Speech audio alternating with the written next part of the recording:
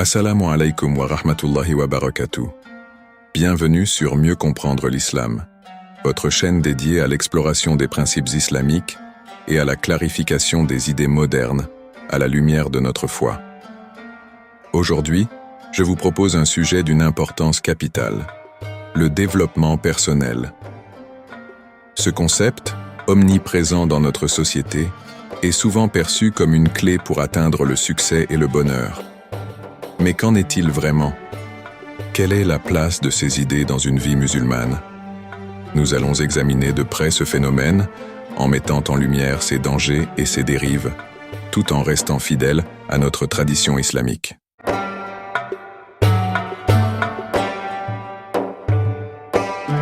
Le développement personnel. Une mode aux multiples facettes, de nos jours qui n'a pas entendu parler du développement personnel. Ce concept s'est infiltré dans tous les aspects de nos vies, que ce soit à travers des livres, des séminaires, des conférences ou même les réseaux sociaux. Pour beaucoup, il s'agit d'une méthode pour surmonter ses peurs, devenir plus confiant, plus productif et atteindre des objectifs ambitieux. Le développement personnel promet de transformer nos vies en nous aidant à devenir la meilleure version de nous-mêmes. Mais derrière ces promesses séduisantes se cache une réalité bien plus complexe, parfois même trompeuse. Une quête matérielle au détriment de l'essentiel. Le développement personnel se concentre souvent sur des objectifs exclusivement mondains et matériels. Il prône une amélioration constante, une recherche incessante du plus, du mieux, du meilleur.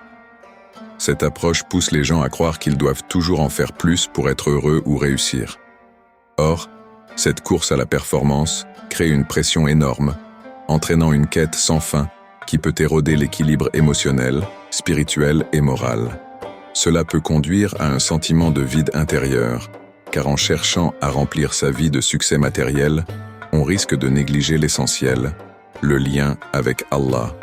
L'illusion d'une supériorité intellectuelle. Certaines personnes, en fréquentant les assises du développement personnel, se sentent supérieures aux autres, croyant faire partie d'une élite intellectuelle.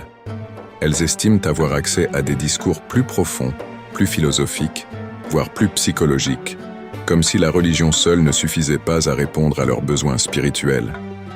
En réalité, beaucoup d'entre elles possèdent peu de sciences religieuses.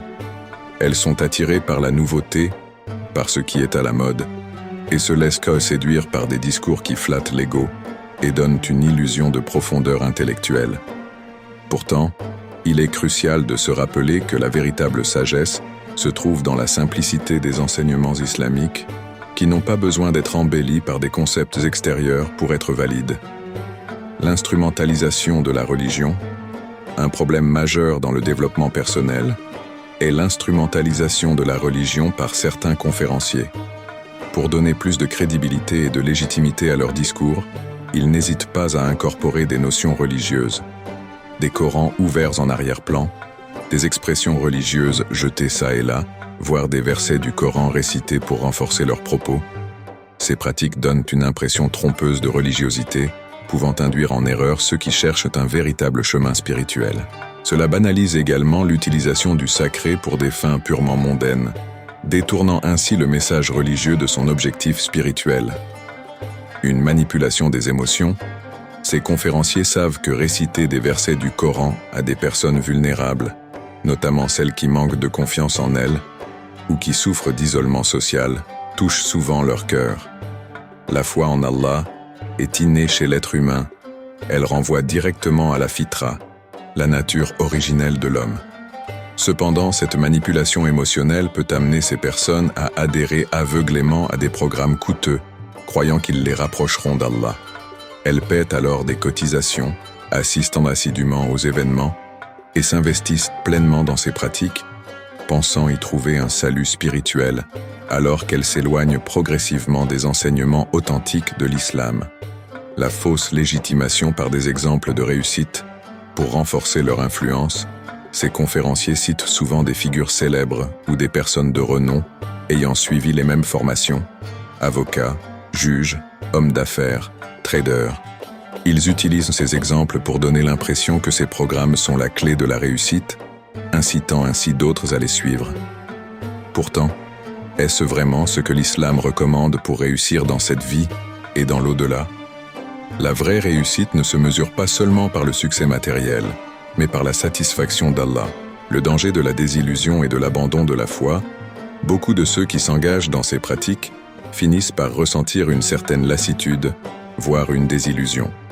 Ils réalisent que les promesses du développement personnel ne mènent pas toujours au bonheur ou à la paix intérieure. Le danger est que ces personnes, ayant lié religion et développement personnel, finissent par se détourner non seulement de ces pratiques, mais aussi de leur foi. Elles associent l'échec du développement personnel à l'insuffisance de la religion, ce qui peut avoir des conséquences désastreuses sur leur spiritualité. Il est crucial de se rappeler que la religion, lorsqu'elle est suivie de manière authentique, est suffisante pour guider l'être humain vers la paix intérieure et la réussite dans les deux mondes. La distinction nécessaire entre développement personnel et compétences professionnelles, il est important de faire une distinction claire entre le développement personnel et les formations professionnelles. Apprendre à créer un site internet, comprendre le fonctionnement économique du web ou acquérir des stratégies commerciales concerne le savoir-faire. Ce sont des compétences pratiques et concrètes. Le développement personnel, quant à lui, concerne le savoir-être. Et c'est là que réside le problème. Lorsqu'on touche au domaine du comportement, des valeurs et de la perception de soi, il est facile de dériver vers des notions contraires aux enseignements islamiques. L'introduction de valeurs contraires à la religion. Un autre danger majeur du développement personnel est l'introduction de valeurs contraires à la religion dans les discours. De nombreux coachs prônent la loi de l'attraction, qui consiste à croire que nous sommes les seuls maîtres de notre destin. Même si ce terme est moins utilisé aujourd'hui, l'idée persiste. On vous dit que si vous n'y arrivez pas, c'est de votre faute, que le succès dépend uniquement de votre volonté et de votre persévérance, et qu'il n'y a pas de perdants, seulement des gens qui ont abandonné. Cette vision est non seulement erronée, mais elle va à l'encontre des enseignements islamiques. Allah nous enseigne dans le Coran que dans une épreuve, un bien peut se cacher, et dans un bien, un mal peut être dissimulé. La vie est faite de nuances que seul Allah maîtrise parfaitement. La compétition mondaine, un piège pour les croyants. Le développement personnel encourage également la compétition, la volonté d'être meilleur que les autres, non pas dans les adorations, mais dans les mondanités. Le prophète, sallallahu alayhi wa sallam, nous a mis en garde contre ce comportement. Abu Huraira, qu'Allah soit satisfait de lui, a rapporté que le prophète, sallallahu alayhi wa sallam, a dit « Méfiez-vous de la jalousie, car elle consume les bonnes œuvres comme le feu consume le bois. Désirer la réussite des autres sans tenir compte des décrets d'Allah, c'est remettre en question sa sagesse. Peut-être qu'Allah t'a donné une nature timide pour te protéger de certains dangers, mais tu n'y vois qu'un obstacle à ta réussite. Peut-être qu'Allah t'a donné des attributs physiques que tu n'aimes pas pour te préserver de péché, mais tu les vois comme des freins à ton succès. La vraie solution, le retour à Allah, le développement personnel ignore ses réalités spirituelles. Son commerce repose sur la spéculation de ce que nous pourrions être, sans tenir compte du fait que tout ce qui nous arrive est entre les mains d'Allah. Si tu veux voir un vrai changement dans ta vie, alors lève tes mains au ciel lors de tes invocations nocturnes, lorsque personne ne te voit, et demande à Allah de te rapprocher de ce que tu convoites, si cela est un bien pour toi dans ce monde et dans l'au-delà, et de t'en éloigner si c'est un mal pour toi. Le prophète, sallallahu alayhi wa sallam, nous a enseigné que seule l'invocation repousse le destin. Cela nous rappelle que, malgré tous nos efforts, c'est Allah qui détient le contrôle ultime de nos vies. En conclusion, le développement personnel tel qu'il est souvent présenté aujourd'hui comporte de nombreux dangers pour la foi musulmane. Il est crucial de revenir aux sources de l'islam, de renforcer notre lien avec Allah et de se méfier des approches qui cherchent à nous détourner de notre véritable objectif.